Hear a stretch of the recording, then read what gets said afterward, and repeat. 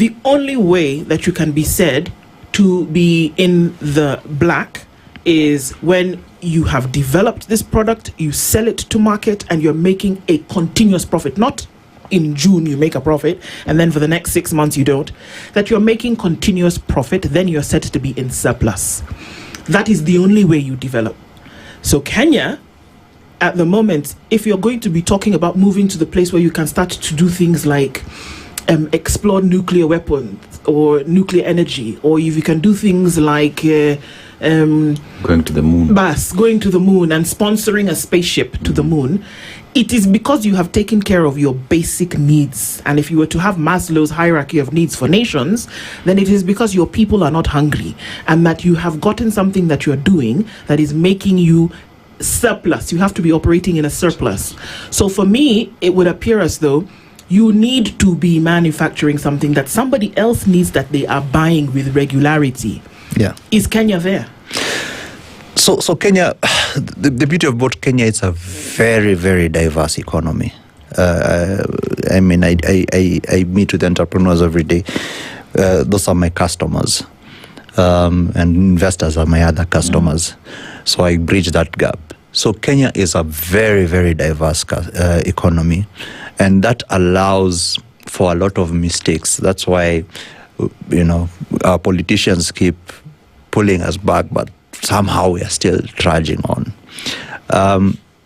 So you'll find quite a bit in manufacturing. There's even today, there's still investment going into manufacturing. There's still investment going into trade. There's still investment going into logistics. There's still investment going into. So all these places are still getting their investments.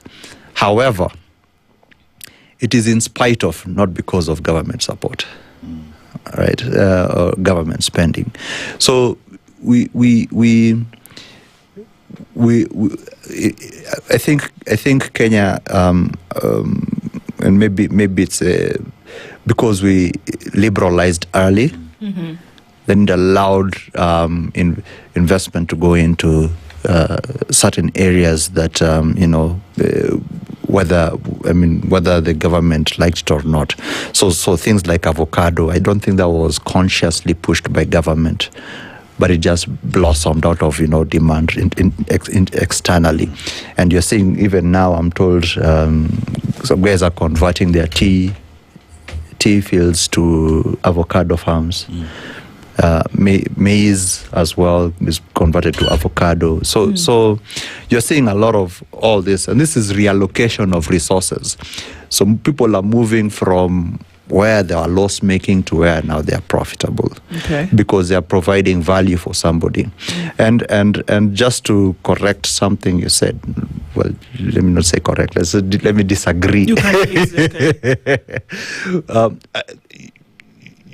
You see, what you produce is not, you shouldn't say you're producing to feed. Let's feed first and then figure this other stuff out later and pursue them. No, what you should be doing is creating value, because everybody has their own unique endowments. So because of your unique endowments, I might not be a good farmer, but I shouldn't have to be a good farmer to have a good life, right? I should be allowed to produce what I can produce for whoever it is that needs my produce, right? And I should be able to access resources to put together products or services so that I can produce for somebody that may not necessarily be food, could even be entertainment, could be whatever. But that is of some value. That is